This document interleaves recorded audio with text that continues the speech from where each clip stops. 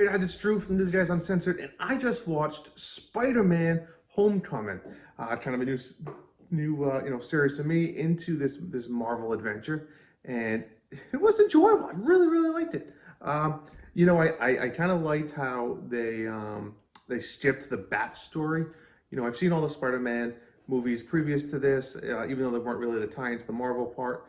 And, I didn't need it. Everyone knows Peter Parker got bit by a spider, around a field trip and, radioactive, and we know that. So why waste 30 to 45 minutes on that?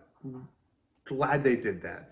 With that being said, they kind of did it right into the action and a lot of the other stuff, with the Iron Man interactions and a little bit of the Avengers. See, that's what I love about all these movies, is how they are all connected in that intertwining of other characters and how they all play their part. That is what I'm loving about this whole journey so far. But with that being said, there was a lot of cool little things in this movie that I really enjoyed. First one, Captain America, his little PSA stuff there, really cool. His little video announcements for the school, thought that was fun, thought that was clever. Cool to see that. I love to, and it's cool when they just talk about the Avengers in general and how these superheroes exist going on throughout the world. And that goes right back to the opening scene with them cleaning up from the Avengers mess, which leads me to the villain. Michael Keaton. I mean, who doesn't love Michael Keaton? His bat story in this movie was a little interesting and odd. He's a construction guy, cleaning up the crew, and that's what made him angry. He lost a contract, and so some of these villains, crazy, weird bat stories, but I get it. It shows the human side of it, so and why they're angry. So sure, let's go with it. Aside from that, loved Michael Keaton. I loved his character of whatever, Vulture, I think that was his name. Cool, awesome stuff.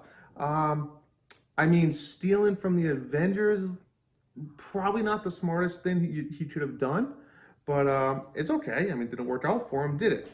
I'll tell you what, though. Oh, Liz's dad. I mean, who saw it coming? I certainly did not.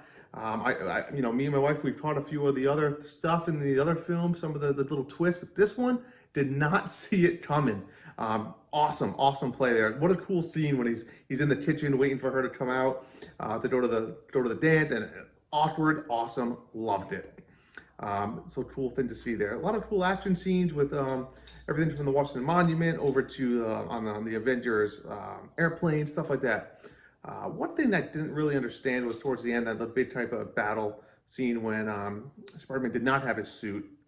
Speaking of his suit, Karen, I mean, his suit, of course, made by Tony Stark, amazing, loved it. But anyways, the web shooters, that I would have liked to see the backstory, because I thought Spider-Man kind of should do the web. So to see that he needed web shooters, I was a little confused. Maybe he needs to still understand his powers, but they didn't really explain any of that. So to say you needed your web shooters was kind of odd. Last thing I want to just say, Tom Holland, amazing Spider-Man. I thought he did an amazing job. He was young, so he kind of played the role perfectly. I mean, overall, the cast of this movie was phenomenal. It was overall a solid film. Really enjoyed it. Looking forward to the next one. Looking forward to see how he fits in with the Avengers going forward in this series. But overall, love this movie. I'm going to say this was probably my third favorite Marvel film so far, behind Iron Man and Guardians of the Galaxy. I'm giving Spider-Man: Homecoming an 8.2. Great film. Really enjoyed it.